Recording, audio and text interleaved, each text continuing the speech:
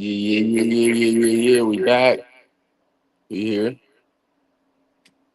I'm about to cue it all up, y'all. We getting into it today. We gonna get into the facts. We ain't tripping off nothing, man. We just want healthy America. We just want healthy America, man. Give me about 40 seconds. We gonna get into this, man. We gonna get into this, man. Let me show where we going with it. Show y'all where we going with it. Make sure y'all go check out Black History and Photos channel, Fire channel. This is what we getting into today. This is what we getting into. Matter of fact, I'm gonna run it. I'm gonna run it, man. I don't know why these white folks are scared like this. We don't want to cause y'all no problems. And we know what happened. We know how we got here, but we ain't even on that. Hold up. We talk about identity. We talk about history. We talk about religion. We talk about systems. We talk about questions that the average dinner table conversation in this country is not yet ready to have at full volume. And when we do that work, sometimes the conversation gets sharp. So hear me on what this channel is and what this channel is not. This channel is a place where Black history and Black identity are centered, where the voices of our parents and grandparents were not allowed to amplify are amplified now, where the receipts are pulled out, where the names are said, where the record is told as honestly as we know how to tell it. This channel is not a place where we wish harm on any other community, not Jewish, not Asian, not Hispanic, not Native, not Arab, not African, not European, not Muslim, not Christian, not Buddhist, not Hindu, not Jewish, not secular, not anyone. The work of remembering who we are has never required. She's saying it with her chest. She letting us know what she with and what she ain't she? Us to attack anybody else's right to remember who they are. If you came here looking for a video that tells you Black America is right and somebody else is wrong, you are in the wrong place. If you came here looking for a video that pits us against another community, you are in the wrong place. Your liberation has always early in history. Lyrical chat to basically from the Highlander Folk School to the Third World Liberation Front, from the abolitionists in Boston in the 1840s to the Freedom Riders in Mississippi in 1961. We've always been at our most powerful when we have worked with our allies, named our shared enemies as systems rather than people, and held the door open for everybody who saw in this video named another community in a way that you found uncomfortable. Hold the discomfort. Do your own research. Test what was said against the historical record. Come to your own conclusion. That is the work. That is always the work. Subscribe, like, drop a comment so we can keep the conversation honest in this section. Share this video with somebody who needed to hear it tonight. Walk in that family. Walk in love. Walk in truth. I thought it was only right that I started with her outro because then you can see how she framed what she do. But I like that she was very specific in terms of what her channel is for. And that was good. That was good. You have been able to fully put yourself in the shoes of the Black experience and relate. And you still can't. You won't ever be able to. But I'm watching the comments come through about Renee Good and so many non-Black Americans saying, oh, video, and I can't stop crying because it just like reminds me of my family that could have been me. And how do you think Black Americans feel? Have felt their entire lives. You're getting it. You're getting it now. And that's the empathy. And that's a good thing. This isn't, it's not shade. It's not shade. I just can imagine how frustrating that must be as someone who has lived with understanding this. What the rest of us realize. For this, hold on. Okay. You see all the Black hair care, natural hair. Out, right? Right? Y'all, they locked up the white people. I ain't never seen this before. All the white people locked up. Look at it. Oh, bedhead. Oh my God. I ain't never seen nothing like it. The world. I have, I've never seen a group of people more petrified of being a minority in anywhere or anything than my people, white people. And I don't understand it. It's, watch this.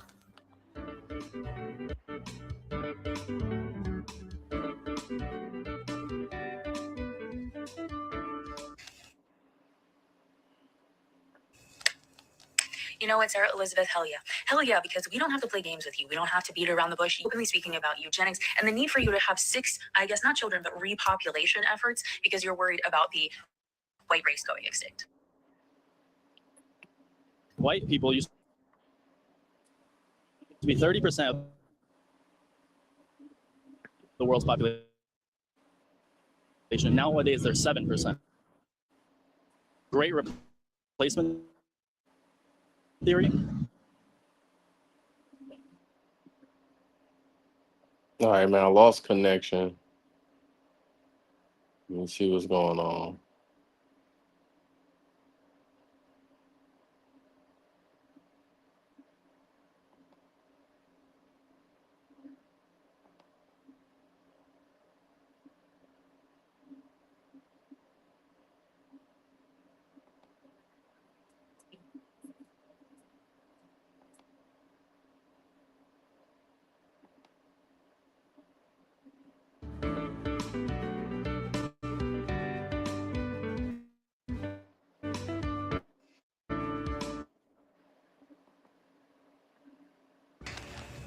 We don't have to play games with you. We don't have to beat around the bush. You're just telling us like it is. You are a white supremacist and a Nazi who is openly speaking about eugenics and the need for you to have 6, I guess not children, but repopulation efforts because you're worried about the white race going extinct. White people used to be 30% of the world's population. Nowadays, they're 7%.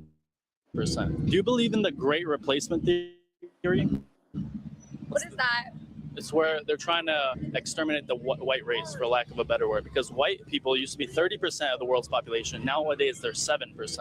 7% now? Yeah. Like, so you're wondering if I think they should exterminate the white race? Like, what do you think that's real? That people are trying to? No, I don't. I don't think that'll ever happen. I don't. That'll ever happen. Like, smaller ones will go extinct, but like, no, I don't think the white race will ever go extinct.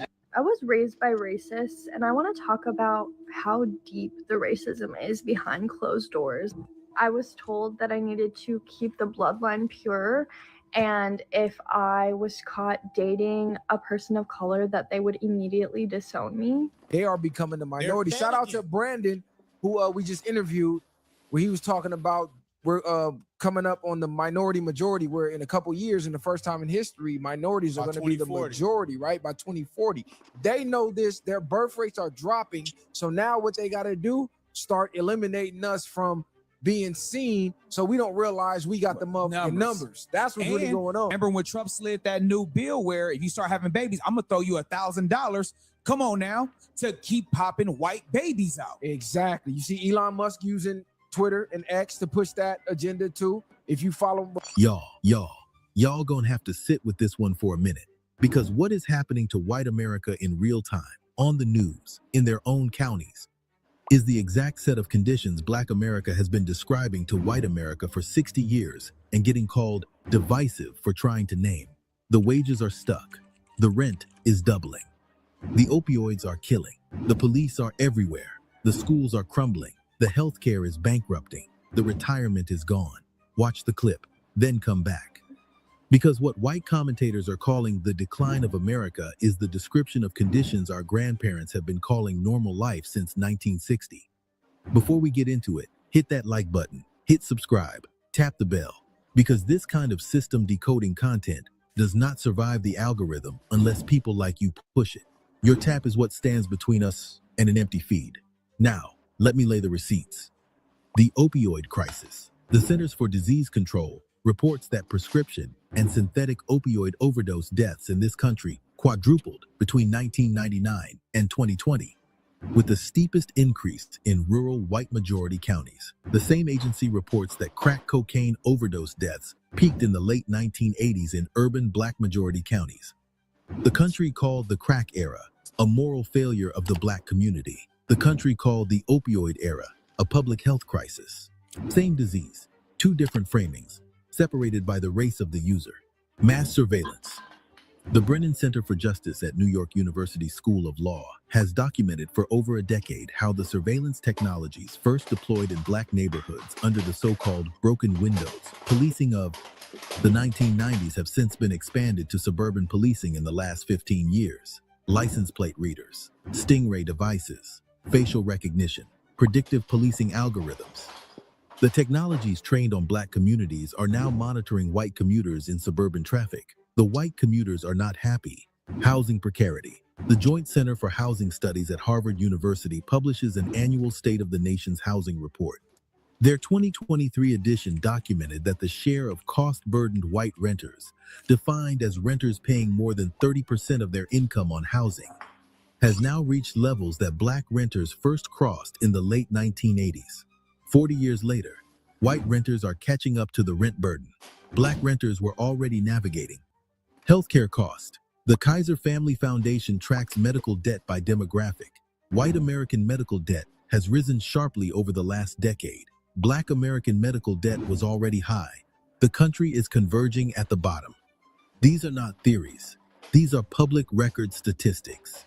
And the white Americans on the news raging about the decline are describing, in their own words, the conditions Black America has been calling everyday life since the Voting Rights Act passed in 1965. Transparent, because at least I know I don't even have to waste my time talking to you or any of your repopulation efforts or your husband or whoever. You know, I just wish that our politicians would behave in the same way, because we're still playing this ridiculous game of volleyball that never ends of like, you're a racist. No, I'm not. I have a Black friend. Like, you know what I mean? It's like back and forth and back and forth.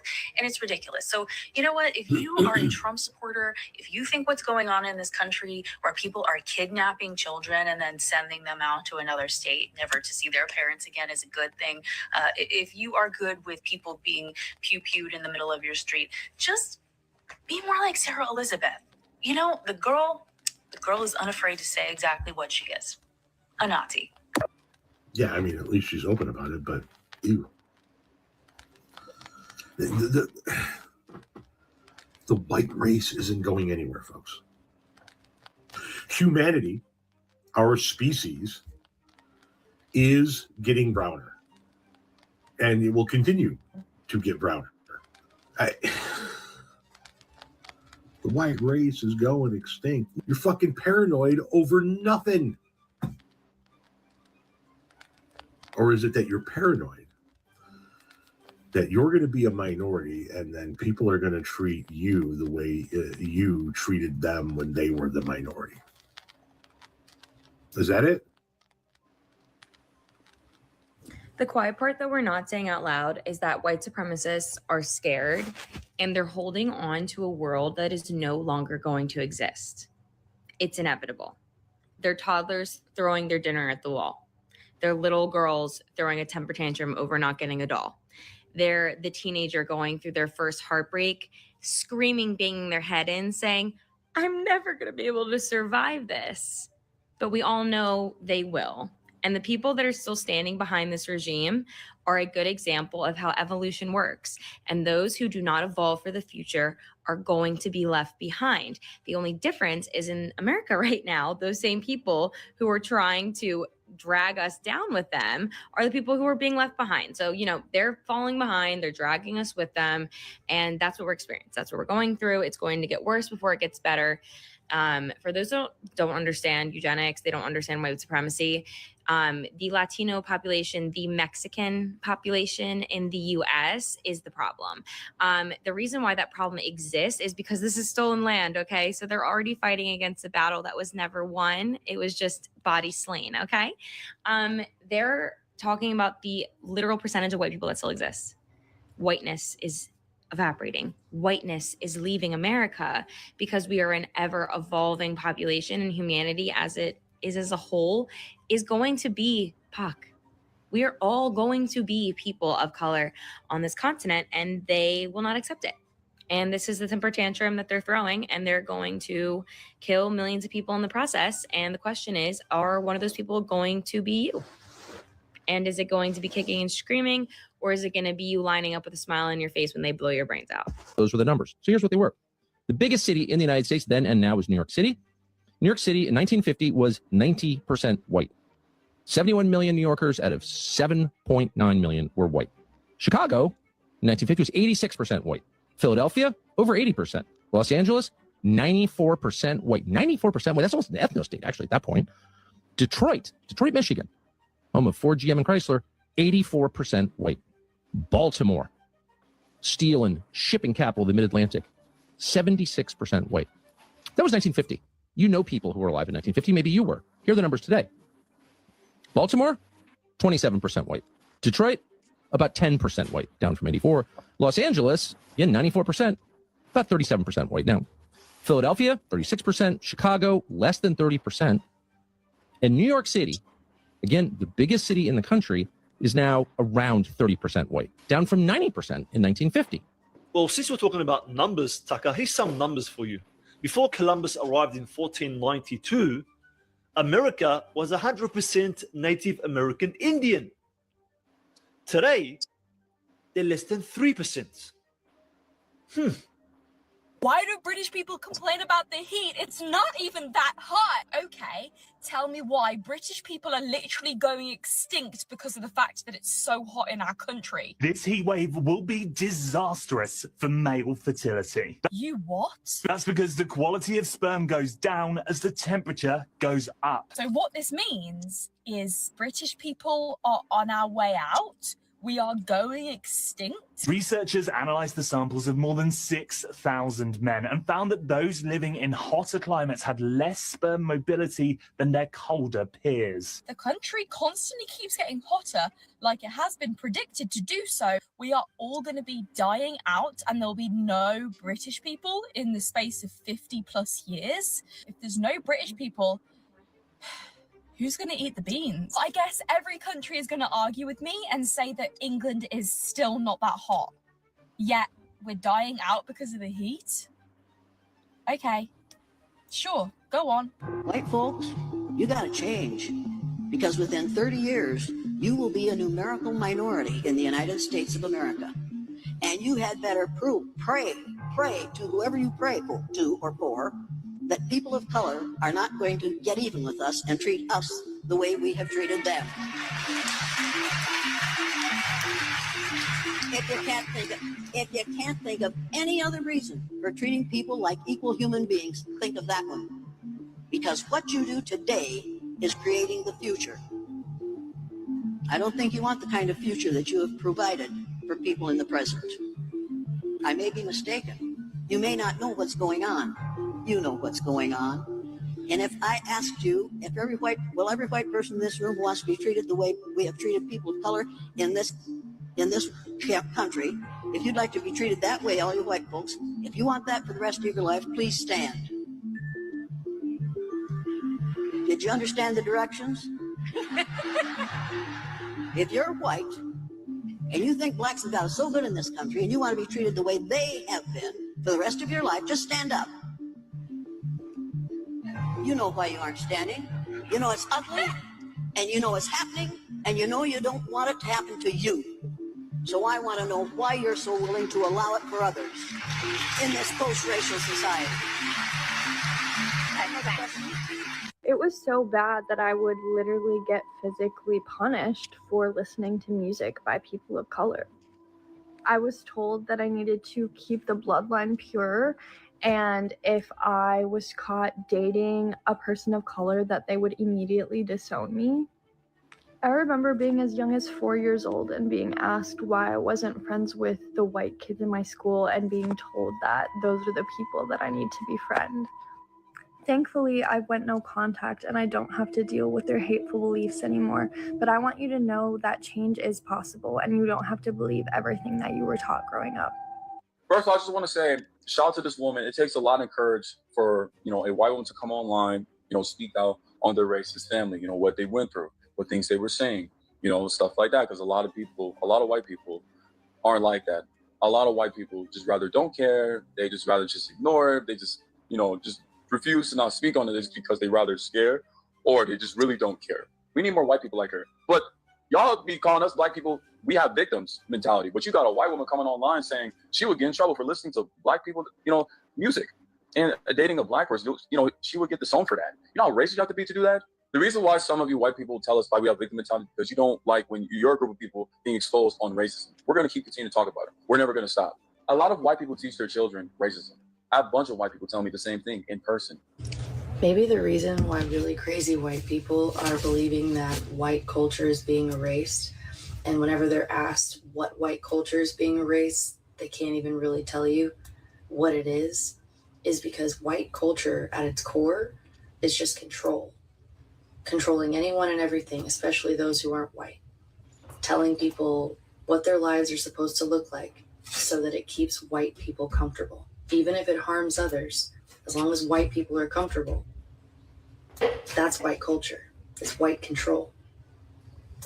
So when the world starts to look more equal, yeah, get in the comments, y'all. Thanks for the repost. Hit that square button on Twitter. start to see other people that they've oppressed this entire time begin to rise up and have their own voice and their own place in the world, rightfully.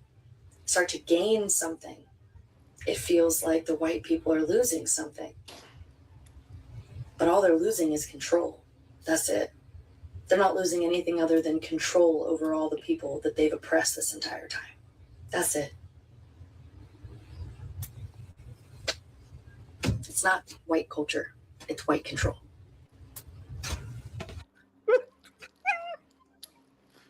just can't do it. I can't take this shit no more, man. All right, folks, let me talk to you. The longer y'all remain the government's attack dog, the worse it's going to get for you. I watched a bunch of videos about white extinction and why white people think that they're going extinct. And this is really funny because I watched this video right off watching a documentary about white supremacists, gangs in Texas taking over, killing people, raping, selling drugs, only to white folks. So much murder. We are not your problem. You are your problem. That shit ain't got nothing to do with us. If we were gone tomorrow, y'all would still be doing drugs, committing suicide, and killing each other.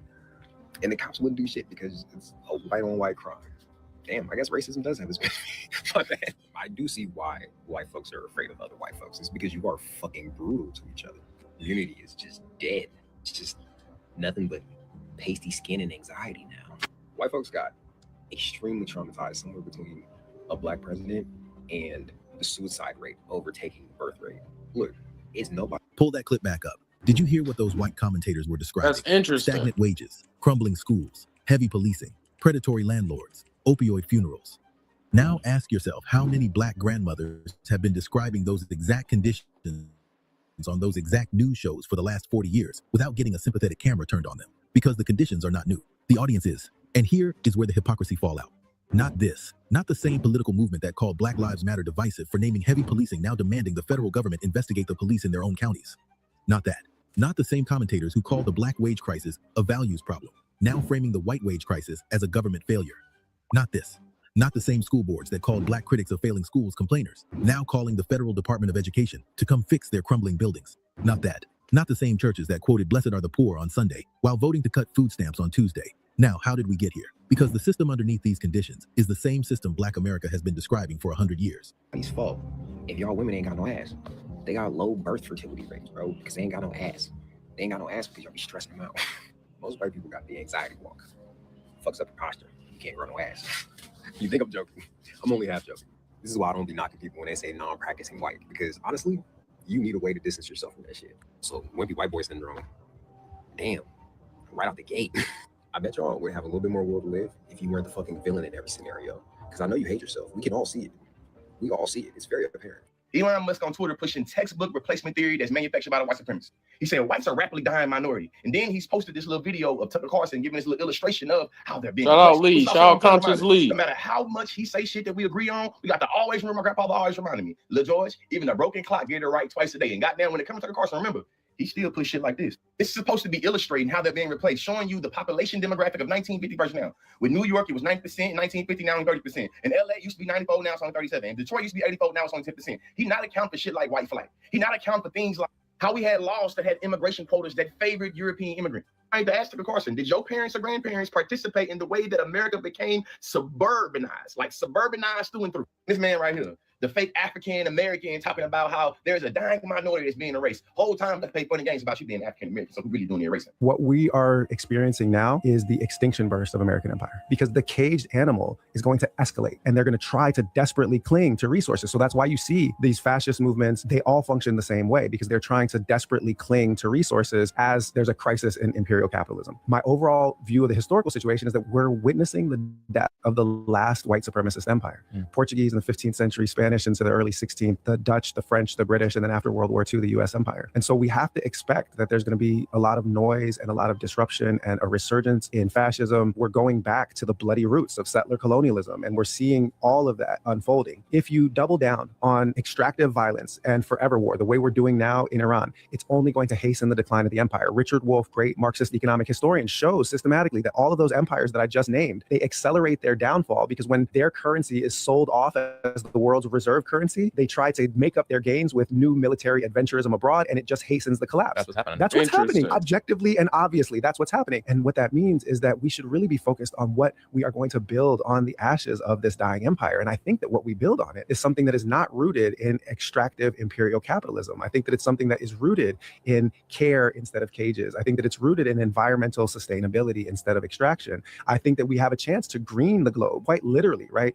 Not just politically, but environmentally. That kind of transformation is the only hope that we have. And if it comes from the American imperial core, that changes the trajectory. I agree. I think we on the cusp of being able to really change things, get rid of the America we don't want, move forward into the America we do want. Because, and I think they talked about it a little bit earlier, but that wave of Jim Crow and them supreme racists, the ones who really feel that way, they dying off. So like, yeah, it's gonna be some remnants of it, but shit's dying off, man. America's a melting pot, and it's getting browner and browner by the day. And my bet is that Californians are progressive enough to want to start that vision here. Hi, I'm Kylie, and white conservatives are terrified of POC outnumbering us. And I truly believe this is a motivation behind a lot of hateful policies in the US. If you haven't heard of the Great Replacement Theory, it is that over time, if enough Black and brown immigrants come to the US, as well as white people having children with POC, then over time, POC will outnumber white people. And the reason that this is so unsettling to a lot of white people, especially conservative white people, is that they are terrified that if POC become in power, then they will treat us like we've treated them in the past, which is obviously not great. It involves subjugation of people, enslavement, assault, violence of basically every kind. And I think that white people can feel the shift happening as they are becoming more and more outnumbered. And that is why they are clinging so tightly to power in Congress and with the president right now. And that's why it's so funny when white people deny that racism exists, because if they didn't think racism did exist, they wouldn't be scared of being, they understand the ways that we have treated people of color as atrocious, and thus they are scared of the tables turning and of being in that position of subjugation. The white population has taken a massive decline. Shit that I'm about to say that I probably shouldn't say, but I'm gonna say it anyway. One, I need you to turn off your cognitive dissonance and implicit bias and just go with me. Barring outside factors that clear as day could like affect fertility, white people don't procreate with each other well. John and Sarah might get engaged and get married, but they might never like have a child together. But what'll end up happening is that Sarah will go up the street to a dark-skinned Deontay house, blink 3 times, all of a sudden she's pregnant with a kid that's about my color. What John will do is he'll go all the way across town and get Maria and Ling Ling pregnant and turn around and have a kid that's kind of tan, or like have a kid with like Asian features. Either way, the children from any of these 3 different unions are not 100% white, nor are they 100% anything else. They are mixed. That's a wild claim. I have reason to believe that's like that because Black people are like almost 20% of this country's population, and we breed a lot.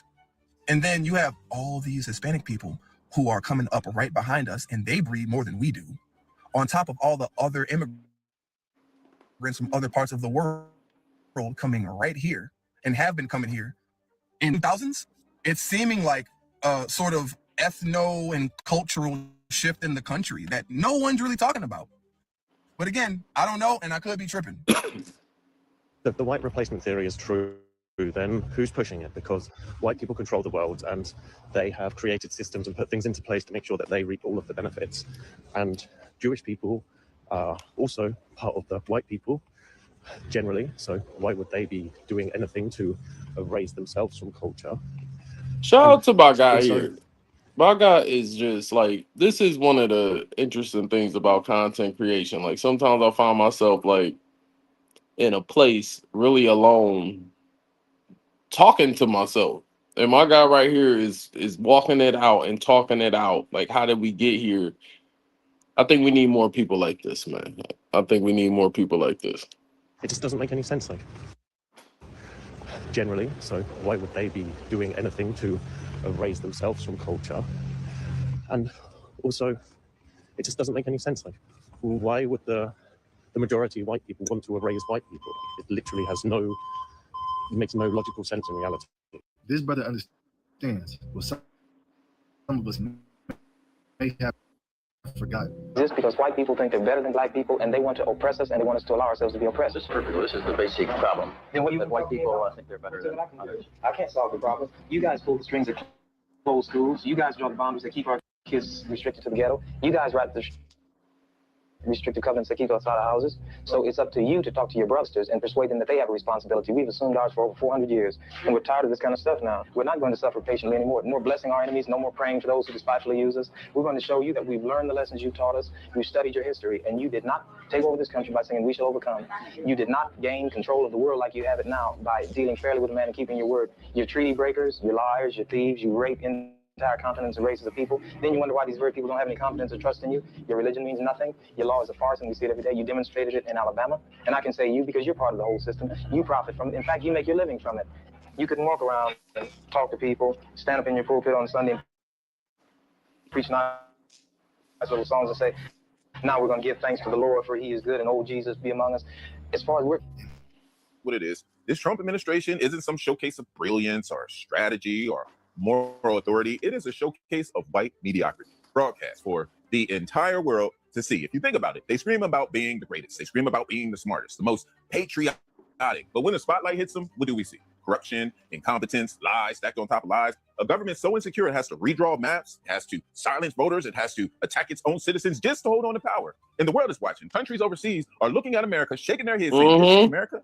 This is what we were told was the standard for democracy, because for centuries, whiteness carried itself alongside, synonymous with excellence, while dismissing black and brown excellence as inferior. But Trump's administration has blown that myth to pieces, because globally, people see it now. Whiteness in power doesn't guarantee wisdom. It doesn't guarantee justice. It doesn't even guarantee competence. All it guarantees is access. Access, handed down through a rigged system that protects mediocrity as long as it wears the right skin. So let's be clear. This ain't about every white person, but it is about the fact that Trump has exposed the truth.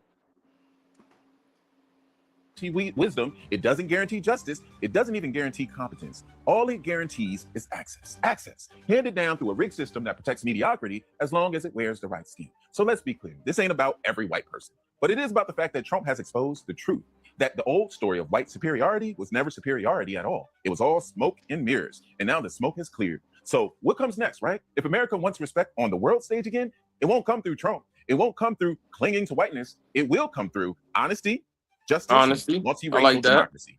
I like the system that. has a name. The name is policy. In the early 1970s, a new political coalition formed around the promise to deliver economic growth through deregulation, tax cuts at the top, deunionization, and the offshoring of manufacturing. The coalition delivered exactly what it promised, in the order it promised, for 40 years. The result, on the public record, is the wage stagnation that started in the mid-1970s, the deunionization that accelerated through the 1980s under the Reagan administration, the manufacturing offshoring that exploded through the 1990s under NAFTA in 1994, and the rise of the gig economy, plus the elimination of pensions through the 2000s.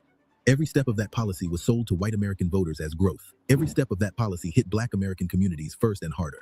Every step of that policy is now hitting white American communities. Black America saw it 40 years earlier because black America was always at the bottom of the labor market and the bottom of the housing market.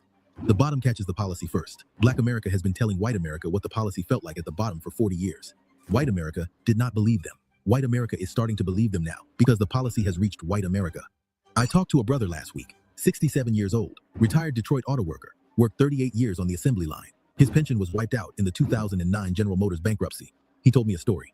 He said the same plants that started laying off black workers in the 1970s are the plants that started laying off white workers in the 1990s. He said the same union contracts that started being shredded in the 1980s are the contracts that started being shredded in the 2000s. He said the same Detroit neighborhoods that the white press called ghettos in the 1970s are the neighborhoods that look like much of rural Indiana now. Then he said this: "When I tell my white neighbors that what is happening to their community now is what happened to my community in 1978, they look at me like I am speaking a language they have never heard. But the receipts are in their own paychecks. I am not making up the math. The math made me. The math is making them now. The only thing different is 40 years of denial. That is the human anchor. Now hear me out. Galatians 6 verse 7. Be not deceived. God is not mocked. For whatsoever a man soweth, that shall he also reap. Pull that verse apart. The scripture is not subtle. You sow policy that hurts your neighbor while telling yourself it will not reach your door. The policy you set in motion will reach your door eventually. The policy reaches every door. The only question is the order. Black America was first in the order because Black America was first in the bottom. White America was last in the order because White America was longest in the protected middle. The protection is over. The policy is everywhere. The audit is the audit. Black America, listen. When your white neighbors finally start asking you what your grandmother said about everyday life in 1980, tell them. Tell them about the wage stagnation. Tell them about the layoffs. Tell them about the schools. Tell them about the police. Not because you owe them the lesson. You don't. Because the coalition that solves this thing is the coalition that finally sees the policy clearly. The policy is the problem. The policy made Black America for 60 years. The policy is making everybody now. The conversation we have been having in our living rooms since the Voting Rights Act passed is the conversation the country needs. We are still here. We still know how to talk about it. The country is finally ready to listen. Listen, before y'all click off, drop a comment and tell me one thing your grandmother said about everyday life that is now showing up in the white American conversation. We are sharing them. The whole country needs the receipts. My granny Share this with definitely one used to be neighbor like, who's don't finally be asking the question. wasteful. Send them this video. Let the policy receipts do the talking. I'll catch y'all on the next one. Family, before you click off this video, I need to leave you with one more. All right, yeah, I started this video with her outro because I really like what she doing. I like her compilations, man. And it gets to real people. A lot of people be on TikTok, but real people giving their real expressions about this. My take on it is I just think we are in the presence of a great opportunity to really turn America into what it was idolized to be. Anybody who took any type of, political science schooling kind of understand that the Constitution was an aim. It was an aim because it was already falling short from the conception. Even how they got, listen, they talked about some of the history on here. Like, go back, started from the beginning. They talk about real history. And I think it's an aim, but I think we at the point where we can grab that aim. I do think it's a lot of high resistance coming from up top, even like the president with some of these things that's going on with ICE, recalling government contracts. There ain't no more discrimination or racism, due to law, meaning people can do things. And as far as business practices and different things, and it's not illegal, which I don't know how I really feel about that, because I would prefer to know who, like, put the whites only signs up. Let me know where you're at. Let me go ahead and gear myself up, make sure we good, make sure our routes is together. Let me know what towns I can't be in after dark and all that, because I'm American. I ain't gonna front. I'm American, man. I move around. And but let me know where y'all at who don't want me moving around, because I'll just pop up in your town. Real McCoy TV be on the road. I'm telling you, I'll just be popping up. But that's it, y'all. Like, share, and subscribe. Appreciate all of y'all, especially my day one people, my everyday listeners, the people that be lighting it up in the comments. I know these are some interesting things to comment on, but it helps bring even more life to the channel and these topics and subjects that we talking about and that I bring to the forefront. Appreciate all y'all. Appreciate this lady and her channel. I think it's dope. I've been binging it for like a week, checking it out before I was like, let me bring this. I like how the order operations went. I ain't gonna over talk. I gotta go get this food. Appreciate y'all. Shalom. Welcome to Real McCoy TV, where faith intertwines with daily life, empowering us to inspire positive change. Our mission is not just to share our story, but to uplift our community and celebrate authentic tales of faith and family. Journey with us and witness Cleveland's vibrant sports scene alongside heartwarming church events and cherished family moments, all showcasing our shared values. New content graces your screens every Tuesday, Wednesday, and Saturday evenings, making it easy to engage with us on this enlightening adventure. We invite you to be part of the Real McCoy experience. Whether you wish to call in, join discussions, or collaborate, your voice matters. Plus, support our mission through Cash App, GoFundMe, or Patreon. Together, we create a thriving community of faith and support where every contribution counts.